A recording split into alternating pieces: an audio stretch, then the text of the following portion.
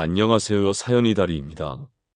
오늘 사연은 효도 사기를 당한 60대의 사연입니다. 이야기가 궁금하시다면 구독과 좋아요 부탁드립니다. 그럼 이야기 시작합니다. 아버지, 저희가 모시고 살 거예요. 제가 아버님 잘 모실게요. 그녀가 내 어깨에 손을 얹으며 말했다. 따뜻했다. 믿음직했다. 그런데 도장을 찍는 순간 그녀의 눈빛이 달라졌다. 차갑게, 얼음장처럼. 나는 그때 알아야 했다. 이게 시작이라는 걸. 59살 이정훈. 그게 내 이름이다. 대기업에서 35년을 일했다. 새벽 6시에 출근해서 밤 10시에 퇴근하는 삶. 주말도 없었다. 승진을 위해, 가족을 위해, 나 자신을 위해 미친 듯이 일했다. 그렇게 모은 돈이 4억이었다. 강서구 작은 아파트 한 채. 전부였다. 내 인생 전부. 10년 전 아내와 이혼했다. 내 잘못이었다. 회사 후배와 바람을 피웠다. 한순간의 실수. 아니, 실수라고 말하면 거짓말이다. 외로웠다. 집에 가면 잔소리뿐이었고 회사에서는 칭찬해주는 여자가 있었다. 그게 이유의 전부다. 아내 강미숙은 아들 민석을 데리고 나갔다. 양육권도 가져갔다. 마지막으로 내게 한 말이 기억난다. 당신 똑같이 당해봐. 내가 얼마나 고통스러웠는지. 그 뒤로 민석과는 연락이 끊겼다. 명절에 문자 한 통 없었다. 생일에도 졸업식에도 나를 부르지 않았다. 나는 그저 돈만 보냈다. 매달 200만 원씩. 그게 아버지로서 할 수 있는 전부였다. 그런 민석이 10년 만에 연락했다. 아빠, 나 결혼해요. 여자친구 소개시켜 드릴게요. 가슴이 뛰었다. 아들이 나를 찾았다. 나를 필요로 했다. 바보 같았다. 그렇게 쉽게 넘어갔다. 토요일 오후 2시. 초인종이 울렸다. 문을 열자 민석이 서 있었다. 옆에는 여자가 한 명 있었다. 키 165cm 정도. 단정한 원피스. 검은색 구두. 머리는 단발로 깔끔하게 넘겼다. 화장은 옅게. 첫인상은 좋았다. 아버님, 처음 뵙겠습니다. 박수진이라고 합니다. 그녀가 90도로 인사했다. 목소리는 부드러웠다. 눈을 마주치며 웃었다. 완벽했다. 우리는 거실에 앉았다. 나는 차를 내왔다. 손이 떨렸다. 10년 만에 본 아들. 훤칠하게 컸다. 민석은 아버지를 닮지 않았다. 어머니 미숙을 닮았다. 아빠, 수진이 정말 좋은 사람이에요. 민석이 들떠서 말했다. 수진은 수줍게 고개를 숙였다. 아버님, 저희 6개월 전에 만났어요. 민석 오빠가 정말 잘해줘요. 그녀가 민석의 팔을 꼭 잡았다. 사랑이 느껴졌다. 진짜처럼 보였다. 차를 한 모금 마시고 민석이 말을 꺼냈다. 아빠, 그게 결혼하려고 하는데 문제가 하나 있어요. 나는 귀를 기울였다. 수진이 아버지가 좀 고지식하신 분이세요. 집 없으면 결혼 허락 안 해주신대요. 가슴이 철렁했다. 예감이 좋지 않았다. 그래서 아빠 아파트 좀 저희한테 주시면 안 될까요? 저희 신혼집으로 쓰게요. 민석이 조심스럽게 말했다. 그러나 눈빛은 간절하지 않았다. 계산적이었다. 나는 멍했다. 4억짜리 아파트, 내 전 재산, 평생 모은 돈. 민석아, 그럼 아빠는 어디서 살아? 목소리가 떨렸다. 수진이 내 어깨에 손을 얹었다. 아버님, 걱정 마세요. 저희가 모시고 살 거예요. 제가 아버님 정말 잘 모실게요. 그녀의 손이 따뜻했다. 부드럽게 어깨를 주물렀다. 마치 딸처럼. 민석도 거들었다. 아빠, 평생 부탁이에요. 이번 한 번만요. 제발요. 그날 밤 잠이 오지 않았다. 천장을 보며 생각했다. 10년 만에 찾아온 아들. 마지막 기회일지도 몰랐다. 거절하면 또 10년을 혼자 살아야 할지도. 결국 월요일에 부동산에 갔다. 계약서를 준비했다. 민석과 수진이 함께 왔다. 수진은 여전히 친절했다. 아버님 감사해요. 정말 감사해요. 그녀가 내 손을 꼭 잡았다. 눈물까지 글썽였다. 연기였을까? 아니면 진짜였을까? 지금도 모르겠다. 도장을 찍었다. 등기 이전 확인서에 딱 하는 소리가 나는 순간 수진의 표정이 변했다. 1초도 안 걸렸다. 미소가 사라졌다.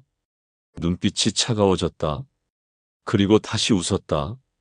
나만 본 걸까? 민석이 말했다. 아빠, 정리 좀 하고 연락드릴게요. 일주일 안에 모시러 올게요.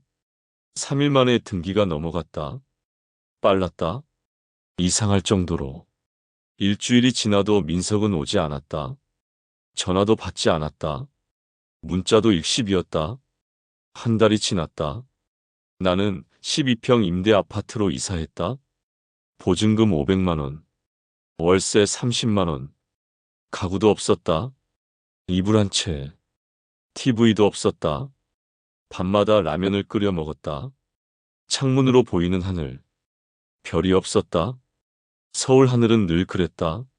민석아, 넌 오는 거지? 혼잣말이 늘었다. 대답은 없었다. 2달째 되는 날, 문을 두드리는 소리가 들렸다. 밤 11시였다. 누구지? 민석인가? 문을 열었다. 건장한 남자 셋이 서 있었다. 웃고 있지 않았다. 이정훈 씨 맞으시죠? 내 인생이 무너지기 시작한 순간이었다. 남자의 목소리는 낮았다. 협박조였다. 나는 고개를 끄덕였다. 저희 황대부 금융입니다.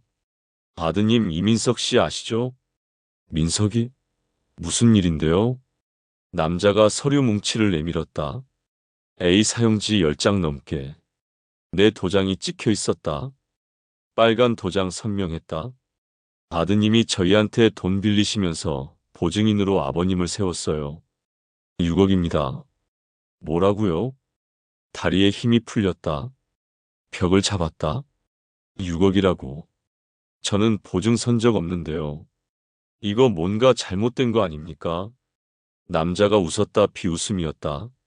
잘못됐다고요? 여기 도장 보세요. 이정훈. 주민번호까지 다 맞는데요. 서류를 자세히 봤다. 내 이름, 내 주민번호, 내 도장. 그런데 나는 이런 거 서명한 적이 없다. 절대로. 이거 위조예요. 위조. 나 경찰 신고할 겁니다. 목소리가 커졌다. 남자들은 웃었다. 하세요. 근데 이게 위조인지 아닌지 밝혀지는 데만 1년 걸립니다. 그동안 이자는 계속 붙고요. 다른 남자가 말했다. 뚱뚱했다. 금반지를 여러 개 끼고 있었다. 이정훈 씨, 솔직히 말씀드릴까요? 당신 아들 작년에도 다른 노인한테 똑같이 했어요. 심장이 멎는 것 같았다. 뭐라고 똑같이? 무슨 소리예요? 결혼한다고 집 받아내고 빚보증 서류 위조하고. 수법이 똑같아요. 우리도 당한 지 이번이 처음 아니에요. 거짓말이다. 거짓말일 거다. 내 아들이 그럴 리 없다. 저 아들한테 전화해 볼게요. 오해입니다. 분명 오해예요. 남자가 명함을 내밀었다. 3일 드릴게요. 연락 주세요. 아니면 법적 조치 들어갑니다. 문이 닫혔다. 나는 주저앉았다. 바닥이 차가웠다. 손이 떨렸다. 민석에게 전화했다. 한두 번. 받지 않았다. 10번째에 겨우 받았다. 여보세요? 목소리가 멀었다. 시끄러웠다. 어디선가 음악 소리가 들렸다. 민석아, 아빠야. 지금 무슨 일이야? 방금 사채업자들이 왔어. 6억이라는데. 침묵이 흘렀다. 5초. 10초. 영원처럼 길었다. 아빠. 죄송해요. 가슴이 철렁했다. 뭐가 죄송해? 진짜야? 진짜 내가 한 거야? 아빠 사업하다가 사업 자금이 필요했어요. 잠깐만 쓰려고 했는데 거짓말이었다. 목소리에 진정성이 없었다. 연기였다. 형편없는 연기. 사업? 무슨 사업? 넌 뭐 하는 애야? 아빠 미안해요. 진짜 미안해요. 근데 지금 제가 어떻게 해요? 화가 치밀었다. 폭발할 것 같았다. 어떻게 하긴 뭘 어떻게 해. 너 때문에 아빠가 길바닥에 나앉게 생겼어. 아빠, 전화 끊을게요. 야, 이 자식아. 뚝 끊어졌다. 다시 전화했다. 꺼져 있었다. 문자를 보냈다. 읽지 않았다. 나는 바닥에 주저앉아 울었다. 인생에서 이렇게 운 적이 없었다. 소리내서 울었다. 다음 날 아침 경찰서에 갔다. 가까운 파출소. 경찰관은 젊었다. 신고하러 왔습니다. 사기당했어요. 경위를 설명했다. 아들 이야기, 집 이야기, 빚 보증 이야기. 경찰관이 서류를 봤다. 일단 감정이 필요합니다. 도장이 진짜 위조인지 확인해야 해요. 얼마나 걸려요? 빠르면 한 달, 늦으면 석 달요. 근데 솔직히 말씀드리면 이런 케이스 많거든요. 경찰관이 한숨을 쉬었다. 요즘 효도 사기라고 해서 자식이 부모 재산 뺏는 경우가 진짜 많아요. 특히 결혼 핑계 대고 내 경우만 그런 게 아니라는 말에 더 참담했다. 형사계로 가보세요. 2층에 있어요. 형사를 만났다. 40대 후반. 인상이 날카로웠다. 이민석이요? 아, 그 친구. 알죠. 뭐라고요? 작년에도 비슷한 케이스 있었어요. 피해자가 신고했는데 합의하고 끝났어요. 형사가 파일을 꺼냈다. 두꺼웠다. 이민석, 박수진. 이 두 명이 팀이에요. 전국 돌아다니면서 노인 상대로 사기쳐요. 박수진. 그 며느리. 아니, 가짜 며느리. 수법은 간단해요. 결혼 핑계로 집 받아내고 빚보증 서류 위조해서 2차로 돈 뜯어내요. 나는 말문이 막혔다. 그런데 더 문제가 있어요. 형사가 다른 서류를 꺼냈다. 이민석이 당신 명의로 만든 대출이 더 있어요.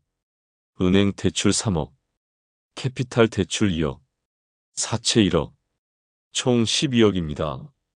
귀가 멍했다. 어지러웠다. 제가 언제 그런 걸. 서류 위조죠. 근데 입증하려면 시간 걸려요. 일단 채권자들은 당신한테 독촉할 겁니다. 나는 의자에 무너졌다. 아드님 어머니 전처 되시죠? 강미숙 씨. 네. 10년 전에 이혼했어요. 형사가 고개를 끄덕였다. 강미숙 씨가 이 사건의 배우예요.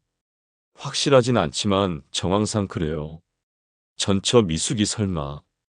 피해자가 당신만 있는 게 아니에요. 지금까지 파악된 것만 10건. 총 피해액 50억 넘어요. 나는 아무 말도 할 수 없었다. 당신 케이스가 특이한 게 전처 강미숙이 친아들을 이용했다는 거예요. 보통은 남남인데 10년 전 그날이 떠올랐다. 미숙이 마지막으로 한 말. 당신 똑같이 당해봐. 내가 얼마나 고통스러웠는지. 그게 진짜였구나. 10년을 기다렸구나, 복수를. 경찰서를 나왔다. 하늘이 무너지는 것 같았다.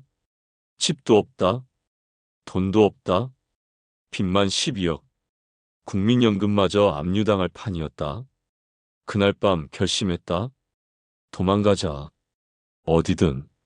이 지옥에서 벗어나자. 고향이 떠올랐다. 전라도 작은 마을. 40년 만에 돌아가는 거다. 거기서 숨어 살자. 다음 날 새벽 짐을 쌌다. 이불 한 채. 옷 몇 벌. 그게 전부였다. 버스에 올랐다. 창밖을 봤다. 서울이 멀어졌다. 민서가, 수진아, 미수가. 너희가 이겼다. 내가 졌다. 그러나 이야기는 여기서 끝나지 않았다. 버스는 5시간을 달렸다. 창밖으로 산 논밭이 보였다. 고향이 가까워지고 있었다. 터미널에 내렸다. 공기가 달랐다.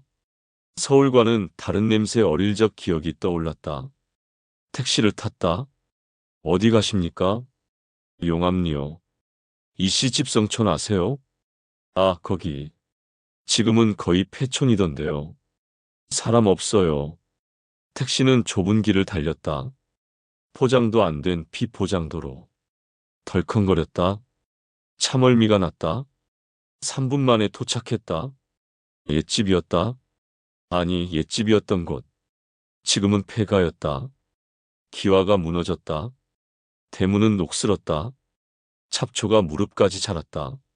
40년의 세월이 느껴졌다. 여기서 내려주세요. 돈을 내고 택시를 보냈다. 대문을 밀었다. 삐걱. 소리가 났다. 마당으로 들어갔다. 어릴 적 뛰놀던 그 마당. 지금은 풀밭이었다. 집 안으로 들어갔다. 먼지가 쌓였다. 거미줄이 쳐져 있었다. 냄새가 났다. 곰팡이 냄새. 부엌 안방 사랑채 하나씩 돌아봤다. 아무것도 없었다. 이미 다 치웠나 보다. 안방에 앉았다. 눈물이 났다. 아버지, 어머니, 저 왔어요. 이렇게 됐어요. 혼잣말이었다. 대답은 없었다. 밤이 되었다. 전기도 없었다. 어둠만 가득했다. 핸드폰 불빛으로 주위를 비췄다. 오늘 밤은 여기서 자야 한다. 다른 곳도 없다. 이불을 폈다. 서울에서 가져온 이불. 추웠다. 봄인데도 산골은 쌀쌀했다. 잠이 오지 않았다. 천장을 봤다. 달빛이 기와 틈으로 새어들어왔다. 이게 내 인생의 끝인가? 59년을 살아서 이렇게 되나? 아침이 밝았다. 햇빛에 눈을 떴다. 몸이 뻐근했다. 일어나 기지개를 켰다. 집을 정리해야겠다. 여기서 숨어 살려면 사랑채로 갔다. 할아버지 방이었다. 장롱이 하나 있었다. 낡았다. 문이 떨어질 듯했다. 문을 열었다. 삐걱. 먼지가 날렸다. 기침이 났다. 안에 뭔가 있었다. 옷가지들 할아버지 것. 그리고 종이 뭉치. 뭐지? 손을 뻗었다. 봉투였다. 누런 봉투. 30년은 된 것 같았다. 봉투를 열었다. 서류가 나왔다. 붓글씨로 쓰여 있었다. 토지대장 땅 문서였다. 심장이 뛰었다. 자세히 읽었다. 용암리산 47번지. 3000평. 소유자 이정석. 할아버지 이름이었다. 기억이 났다. 할아버지가 산을 가지고 계셨다. 어릴 적 들은 이야기. 그런데 왜 이게 여기 있지? 다른 서류도 있었다. 할아버지에서 아버지로. 그리고 아버지에서 비어 있었다. 상속 등기가 안 되어 있었다. 그럼 이게 지금 누구 땅이지? 법적으로는 할아버지 명의. 하지만 상속인은 아버지. 아버지는 돌아가셨다. 그럼 나. 손이 떨렸다. 혹시나. 마을 이장 집을 찾아갔다. 1시간을 걸었다. 이장은 80대였다. 나를 기억했다. 아이고, 정훈이 맞나? 네, 이장님. 오랜만입니다. 야, 몇십 년 만이고. 서울서 잘 산다며? 웃을 수가 없었다. 잘 살기는. 이장님, 우리 할아버지 산 있잖아요. 그거 지금 어떻게 됐어요? 이장이 눈을 크게 떴다. 그거? 아이고, 그거 재개발 들어간다고 난리야. 보상금이 어마어마하대. 뭐라고요? 이장이 신문을 보여줬다. 지역 신문이었다. 용암리 일대 관광단지 조성. 3년 내 완공 목표. 내 심장이 터질 듯 뛰었다. 보상금이 얼마나 되는데요? 글쎄, 평당 600만 원 정도 나온대. 내 할아버지 땅이 3000평이면 한 200억? 200억. 귀가 멍했다. 근데 그 땅 주인이 누군지 모른대. 등기가 옛날 사람 이름으로 되어 있어서. 할아버지 이름이요? 그래. 이정섭? 상속 등기가 안 되어 있다나 뭐라나. 나는 숨을 삼켰다. 이장님, 그럼 상속인이 등기하면 그 땅 받을 수 있는 거예요? 당연하지. 법적 상속인이면 다 내 거야. 집으로 돌아왔다. 뛰었다. 숨이 찼다. 가슴이 터질 것 같았다. 서류를 다시 봤다. 확인했다. 맞다. 할아버지 땅. 내가 유일한 상속인. 민석은 모른다. 미숙도 모른다. 수진도 모른다. 아무도 모른다. 웃음이 났다. 처음으로. 3개월 만에. 이게 하늘이 준 기회인가. 마지막 기회. 핸드폰을 꺼냈다. 변호사를 검색했다. 상속 전문 변호사. 전화를 걸었다. 여보세요. 상속 등기 상담 좀 받고 싶은데요. 며칠 뒤 변호사를 만났다. 서류를 보여줬다. 상속 계보를 설명했다. 변호사가 고개를 끄덕였다. 가능합니다. 할아버지에서 아버지, 아버지에서 당신. 유일한 상속인이시네요. 얼마나 걸려요? 한 달이면 됩니다. 등기 넘기는 건 어렵지 않아요. 비용은요? 200만 원입니다. 마지막 남은 돈이었다. 통장에 300만 원. 그중 200만 원. 망설임 없이 냈다. 한 달 뒤 등기가 넘어왔다. 용암리 산 47번지. 3,000평. 소유자 이정훈. 내 땅이 되었다. 보상 협의가 시작되었다. 공무원이 찾아왔다. 평당 650만 원. 총 195억. 계약서에 서명했다. 도장을 찍었다. 이번엔 떨리지 않았다. 당당했다. 돈이 들어왔다. 세금 떼고 실수령액 180억. 첫 번째로 한 일. 빚 정리. 12억. 다 갚았다. 황 사장에게도, 은행에도, 캐피탈에도. 두 번째로 한 일. 변호사 선임. 민석, 수진, 미숙 고소. 사기죄. 위조죄. 세 번째로 한 일. 상속 포기각서. 민석의 상속권 박탈. 법적으로 완전히. 그리고 마지막. 민석에게 전화를 걸었다. 여보세요? 민석의 목소리. 1년 만이었다. 민석아, 아빠다. 아빠? 아빠 어디 계세요? 연락이 왜? 나는 차갑게 말했다. 너 할아버지 땅 알아? 무슨 땅요? 용암리 산. 195억에 팔렸다. 긴 침묵. 그리고 비명. 뭐라고요? 195억. 응. 근데 넌 한 푼도 못 받아. 상속 포기 각서 썼거든. 아빠. 잠깐만요. 아빠. 이제 난 내 인생 산다. 전화를 끊었다. 손이 떨리지 않았다. 후회도 없었다. 이상하게 마음이 편했다. 6개월 뒤 재판이 끝났다. 민석은 징역 3년, 수지는 징역 4년, 미숙은 징역 2년 집행유예. 공범 혐의가 인정되었다. 판사가 말했다. 자식이 부모를 속이고 어머니가 아들을 범죄자로 만들었습니다. 이보다 비극적인 일은 없습니다. 나는 방청석에 앉아 있었다. 민석이 뒤돌아봤다. 눈이 마주쳤다. 그의 눈에 눈물이 고였다. 아빠. 입모양으로 말했다. 나는 고개를 돌렸다. 볼 수 없었다. 법정을 나왔다. 햇빛이 눈부셨다. 봄이었다. 벚꽃이 피었다. 서울로 돌아왔다. 마포구 작은 아파트를 샀다. 20평. 혼자 살기 좋은 크기. 남은 돈으로 카페를 열었다. 홍대 골목 조용한 곳.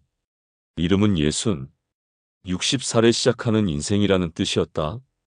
인테리어는 심플하게. 나무 테이블, 빈티지 의자, 벽에는 책들, 클래식 음악이 흐른다.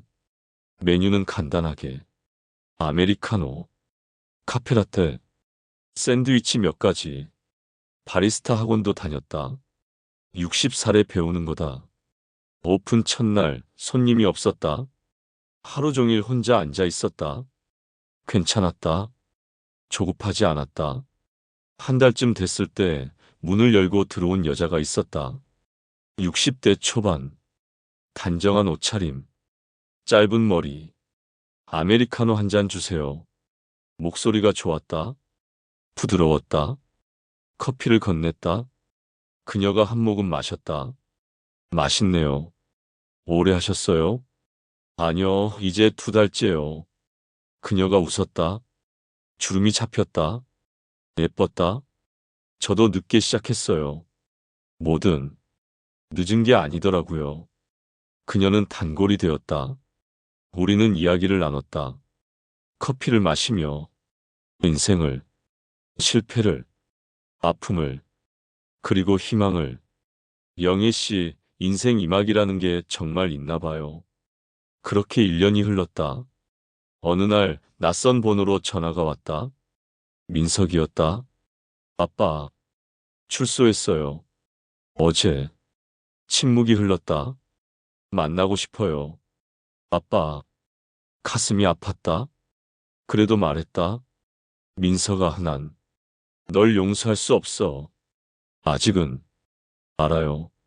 그냥 사과하고 싶어요. 며칠 뒤 한강공원에서 만났다. 벤치에 앉았다. 민석은 야위었다. 살이 빠졌다. 머리에 흰머리가 보였다. 35 아직 젊은데. 아빠, 죄송해요.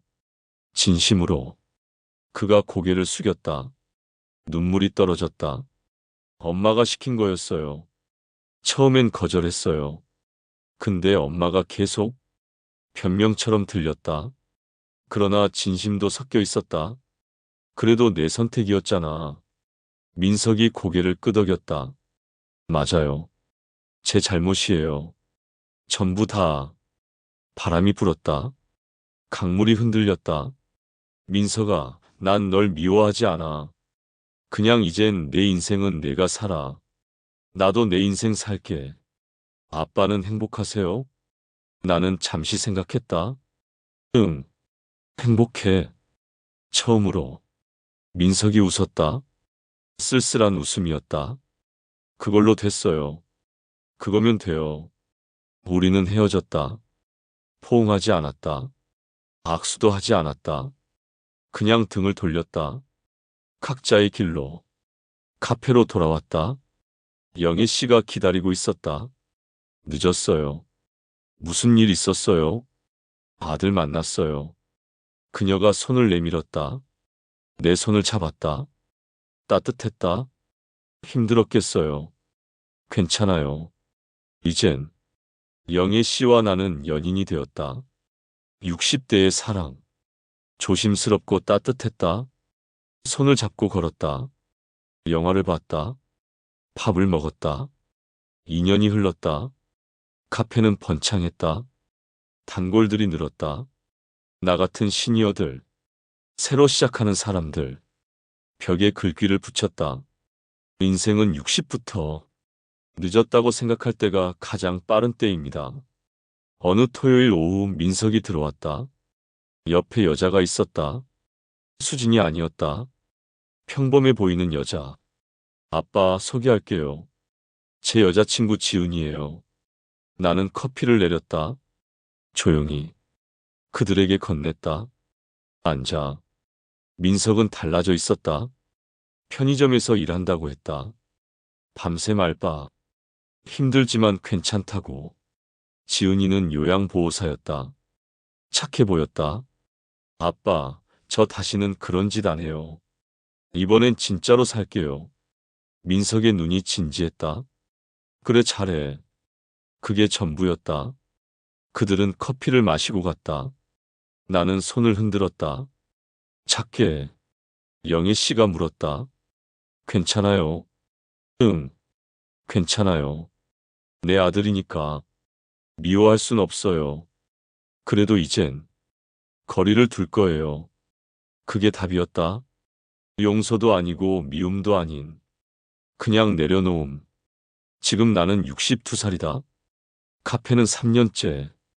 영애 씨와는 결혼했다. 조촐하게, 하객 없이, 둘이서 아침에 일어나 커피를 내린다. 창문을 연다. 햇살이 들어온다. 영애 씨가 웃는다. 여보, 오늘 날씨 좋네요. 응, 정말 좋아.